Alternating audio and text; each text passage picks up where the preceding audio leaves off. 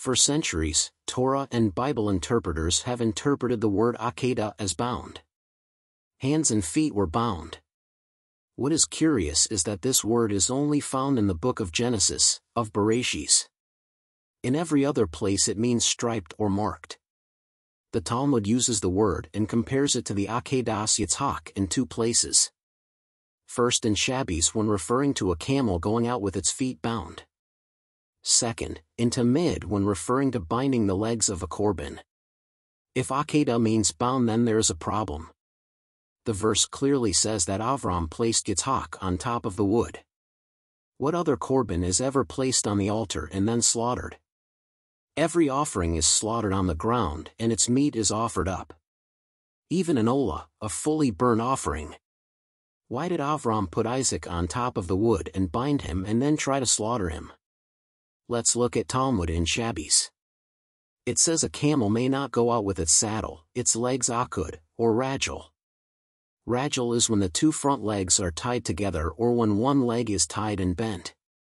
Akud is like the Akedas Yitzhak. Clearly a camel cannot go out if all of its legs are bound. Further insight is seen from Talmud in Tamid. The Mishnah says we do not tie the legs of a Tamid, daily, offering together, rather they are akud. The Gemara explains like the Akedas Yitzhak. Meaning, like the goat that went to Azazel and other designated offerings, a ribbon was tied on the foreleg of the animal. That is how they knew this one was one of the pair designated for the daily Tamid offering. Every day 2 animals were brought. One in the morning and one in the afternoon. They were marked by tying ribbon on them so they would not be mixed up. A camel has its legs tied so it does not run away. Also, it can have ribbons tied on its legs to prove who owns it. That is akud. A camel that is so designated with a ribbon around its legs may not go out on Shabbos. Isaac simply had a ribbon tied around his arms and legs. After earlier inquiring as to where the sheep for the burnt offering was, Avram tied a ribbon around Isaac, preparing him to be the korban. Now it makes sense.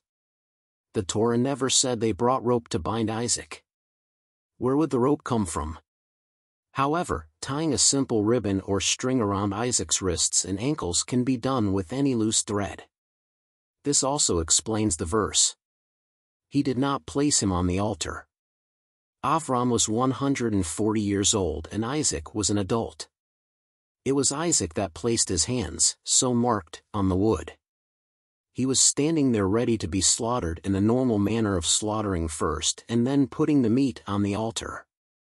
Simply reading context gives many answers to interpreting the Torah and Talmud.